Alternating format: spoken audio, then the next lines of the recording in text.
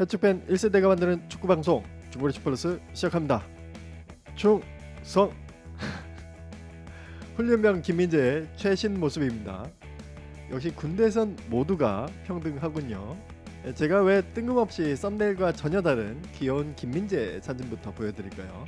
자, 그건 바로 손흥민 동료 해리케인이 이제 김민재의 동료가 될 수 있기 때문입니다.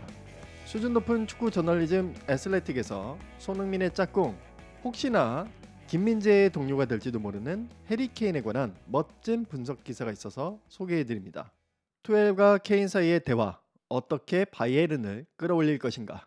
하지만 케인은 여전히 토트넘에 머물지도 모른다. 기사 초반부는 최근 바이에른의 토트넘을 향한 공식 제안부터 소개하고 있습니다. 7천만 유로, 우리 돈으로 1,000억 원이죠. 이적 전문기자 파브리지오 로마노 기자도 보도를 했습니다. 7천만 유로 플러스 애드온. 그러나 그건 거절됐다. 당연하죠. 아무리 토트넘과 케인의 계약이 1년밖에 안 남았다 하더라도 수전노 레비가 케인을 7천만 유로에 넘길 리는 없습니다. 왼발 하나 정도는 되겠네요.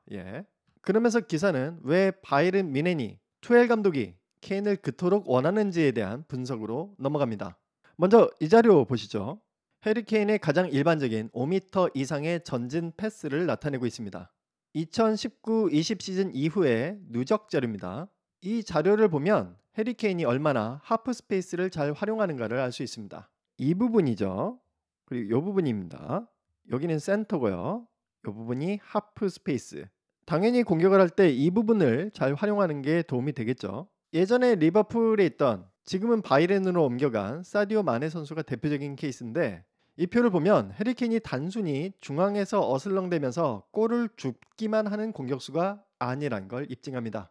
이러니까 투엘의 소유권 게임 축구에서 활용할 수 있는 폭이 넓겠죠. 게다가 케인은 전통적인 타겟맨 역할도 아주 잘 소화할 수 있습니다. 계속 중앙에서 놀더라도 누구보다 잘할 수 있어요. 해리케인은 엘리트 페널티 박스 스트라이커입니다. 페널티킥을 제외하고 25골을 넣었죠. 이건 맨시티의 괴물 혼란을 제외하곤 가장 많은 수치입니다. 기대 득점값은 16.7골이었어요. 확률을 무려 8골이나 뛰어넘었다는 건 집중력이 있었다는 소리죠. 페널티킥을 제외하고 경기당 0.66골을 기록했습니다. 이 인포그래픽 보시죠. 해리케인은 기회창조 대장이자 득점 대장이다. 이 표는 22-23 시즌 토트넘에서의 오픈플레이 공격 상황을 나타냅니다. 오픈플레이라 함은 프리킥같이 공을 정지시켜놓고 차는 상황을 제외한 공이 굴러가고 있는 플레이를 얘기합니다. 지난 시즌 케인보다 더 많은 오픈플레이 찬스를 만든 선수는 없다. 무려 54개의 찬스를 만들었고요. 이 중 3개는 어시스트로 기록이 되었습니다. 회색 화살표가 만든 찬스, 노란색 화살표는 어시스트를 의미합니다. 그리고 이 자료도 보시죠. 케인의 페널티킥을 제외한 25골은 팀 내 2위보다 2배가 넘는다. 팀 내 2위 손흥민 얘기죠. 손흥민이 10골을 기록했으니까 2배가 넘는 거 맞습니다. 여기서 그냥 동그라미가 슈팅이고요. 빨간색 원이 골로 기록된 슛입니다. 기대 득점을 8.3골이나 초과한 대단한 기록입니다. 정말 대단하지만 이런 플레이 스타일이 바이에른에겐 최근 몇 년간 필요가 없었다고 하네요. 하지만 4대2로 이긴 도르트문트 경기와 4대1로 패한 맨시티와의 경기를 겪으면서 해리케인 같은 공격 스타일이 필요해졌다고 합니다. 공간을 내주는 걸 개의치 않는 플레이. 그렇죠. 콘테의 플레이가 바로 그런 스타일인데 콘테 밑에서 해리케인이 의심할 바 없이 완벽하게 이 역할을 해냈다고 하네요. 그리고 이런 것에 대해 또 다른 장점이 있었다고 해요. 해리케인의 프로페셔널리즘, 그리고 인성, 성격. 아시다시피 해리케인이 리더십이 있잖아요. 단체 경기에선 이런 게 대단히 중요하죠. 바이에른, 그러니까 바이어는 해리케인이 드레싱룸에서 롤모델이 될 수 있을 거라 기대하고 있습니다. 게다가 잉글랜드 국대 주장을 영입한다는 건요, 영어 기사가 늘어난다는 걸 의미하겠죠? 그래서 마케팅 효과도 늘어나는 걸 기대할 수 있다고 합니다. 토트넘의 케인에 관한 스탠스. 21-22 시즌과 마찬가지로 토트넘은 케인을 지키려 하고 있습니다. 다니엘 레비 의장이 절대 케인을 내줄 생각이 없죠. 하지만 토트넘도 내부적으로는 케인이 떠날지도 모르는 상황에 대해 대비를 하고 있답니다. 여러 옵션을 검토하고 있는데 케인이 워낙 대단해서 대체가 잘 되지 않아 고민이 많은 상황입니다. 정이 안 되면 기존 자원을 활용하는 것도 고려 중이라고 합니다. 히샬리송과 손흥민을 메인 공격수로 삼고 젊은 공격수를 영입해 이들과 경쟁시키는 구도를 검토 중이라고 합니다. 예, 어제였죠. 레스터 시티의 메디슨 영입이 확정됐습니다. 오피셜이에요.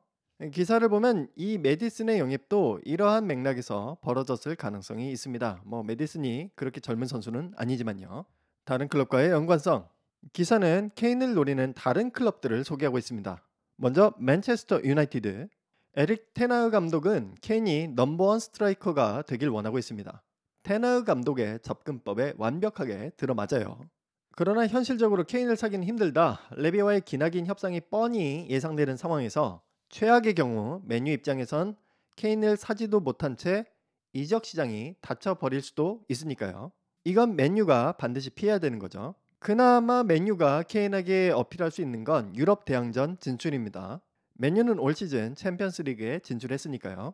결과적으로 맨체스터 유나이티드는 공식 제안을 넣지 않을 겁니다. 레비가 케인을 라이벌 팀에게 팔지 않을 거라는 걸 알고 있기 때문이라네요. 이번엔 레알 마드리드. 안첼로티는 여느 때처럼 공격 강화를 구단 수뇌부에 요구했고 그게 케인으로 좁혀졌습니다. 그러나 문제가 있어요. 또 레비 회장이죠. 레알 마드리드는 레비와의 협상에 진절머리를 내고 있습니다. The most difficult negotiator. 업계에서 가장 어려운 협상가라고 표현까지 했네요. 클럽 관계자가 익명으로 애슬레틱에 제보한 소식에 따르면 케인이 레알 마드리드로 갈 거다라는 사인을 보였다고 합니다. 레알은 대략 1억 유로를 생각하고 있다네요. 나이와 남은 계약 기간 1년을 생각하면 1억이 합리적이라고 생각하고 있답니다. 하지만 결론적으로 레알 마드리드도 케인이 올 거라곤 기대하지 않고 있답니다. 이번엔 파리 생제르맹. 파리 생제르맹은 간단합니다. 속썩이고 있는 음바페가 해결이 되어야 케인을 품을 수 있습니다. Financial Fair Play, 재정적 페어플레이 때문이죠. 음바페를 팔아야 케인을 사올 수 있습니다. 음바페는 파리와 계약 연장을 안 하고 올 시즌을 잘 보낸 후에 자유계약 선수로 풀리는 그런 그림을 그리고 있습니다. 이러면 파리는 2억 유로 이상의 이적금을 하늘로 날리게 되겠죠. 그래서 파리는 음바페를 제값받을 수 있는 지금 팔거나 아니면 계약 연장을 하려 하지만 음바페의 땡깡이 여간해야죠. 그래서 결론적으로 파리도 케인을 사오는 건 미지수라 하고 있습니다. 그리고 마지막으로 맨시티. 여러분도 좀 황당하셨죠? 애슬레틱은 마지막으로 맨시티를 언급하면서 홀람과 알바레스도 있어서 현실성이 없다라고 선을 그으면서 기사를 마무리하고 있습니다. 어떻게 보셨습니까? 1차적으로는 손흥민의 동료로서 2차적으로는 김민재의 잠재적인 동료로서 고품격 언론 애슬레틱을 통해 해리 케인을 분석해보는 시간 가졌습니다. 우승컵이 목마른 압도적 능력자 해리 케인, 그를 노리는 바이에른의 투엘 감독, 그리고 다른 명문팀들. 하지만 그 앞을 막아서는 수전노 레비.